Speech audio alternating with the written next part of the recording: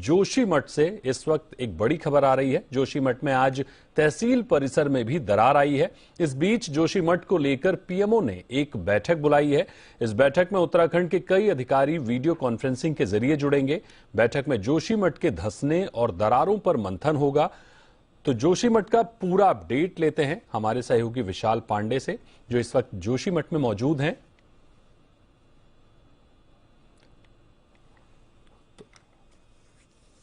तो विशाल पांडे से बात करेंगे। हालांकि आपको जोशीमठ का हाल बताएं, अभी तक 603 मकानों में दरार आ चुकी है, तहसील तक ये दरार पहुंच चुकी है, जिसको लेकर राज्य और केंद्र सरकार दोनों के लिए चिंता का सबब बना हुआ है। लगातार दरारें बढ़ती जा रही हैं। इसके लिए एक स्पेशल कमेटी गठित की गई थी, जिसने अपनी रिपोर्ट भी सरकार को सौंप दी है। और उस कमेटी का कहना यह है कि जो मौजूदा हालात हैं उसमें रिपेयर से काम चलने वाला नहीं है और उनको दोबारा से बनाया जाना चाहिए। हमारे साथ विशाल पांडे जुड़ गए हैं, विशाल पांडे से बात करते हैं। विशाल, ये बताइए कि आप मौके पर मौजूद हैं, क्या हालात दिख रहे हैं, स्थिति क्या दिख रही है, क्या दरारें बढ़ रही हैं, स्थिर हुई हैं, क्या अपडेट है?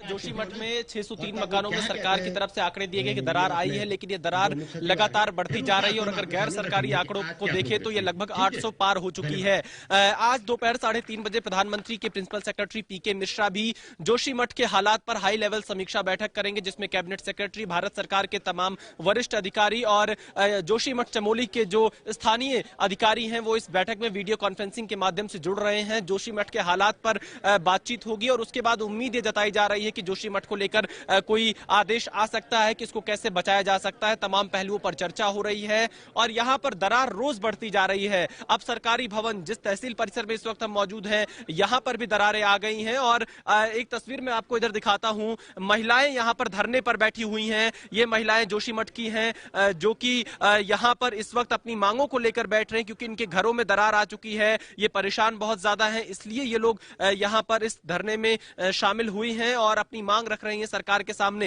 ये तस्वीरें मैं आपको तहसील परिसर जोशीमठ की दिखा रहा हूं, क्योंकि जिलाधिकारी चमोली की तरफ से बताया गया है कि लगभग 4 इलाके ऐसे हैं जो कि खतरनाक श्रेणी में आते हैं, जिसमें सिंहधार, मनोहर बाग और सुनील का इलाका आता है।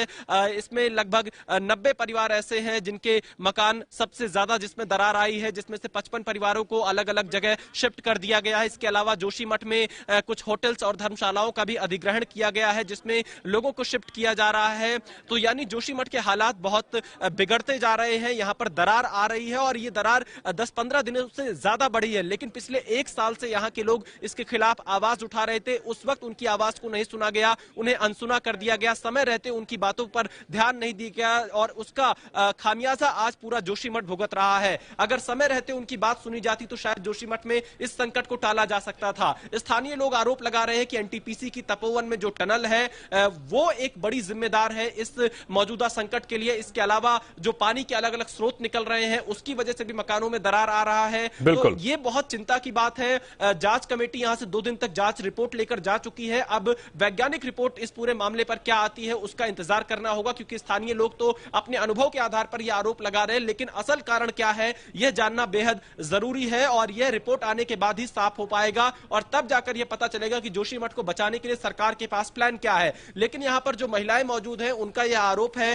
कि अभी उन्हें सरकार की तरफ से कोई मदद नहीं मिल पा रही है, उनकी बातों को नहीं सुना जा रहा है, इसीलिए वो तहसील परिसर में यहां धरने पर बैठी हुई हैं। विशाल, एक और आपसे अपडेट लेंगे कि जो 12 बजे आज प्रधानमंत्री मोदी मीटिंग करने वाले हैं, उस मीटिंग में जोशीमठ को लेकर अभी तो एक एक्सपर्ट पैनल ने जो अपनी रिपोर्ट सौंपी है, जो उस रिपोर्ट में कहा गया है कि मरम्मत से काम नहीं चलेगा, इस पूरे जो घर जिनमें दरारें आई हैं उनको तोड़ के दोबारा से बनाया जाएगा। उसके अलावा और कुछ अपडेट मिल पा रही है आपको मीटिंग से जुड़ी हुई? जेडी जी, वॉक थ्रू करना है।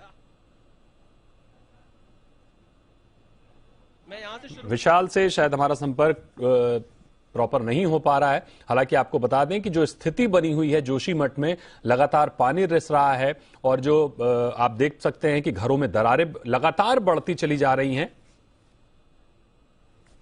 और उस दरारों को लेकर चाहे वो राज्य सरकार हो चाहे केंद्र सरकार हो, लगातार चिंता का सबब बना हुआ है।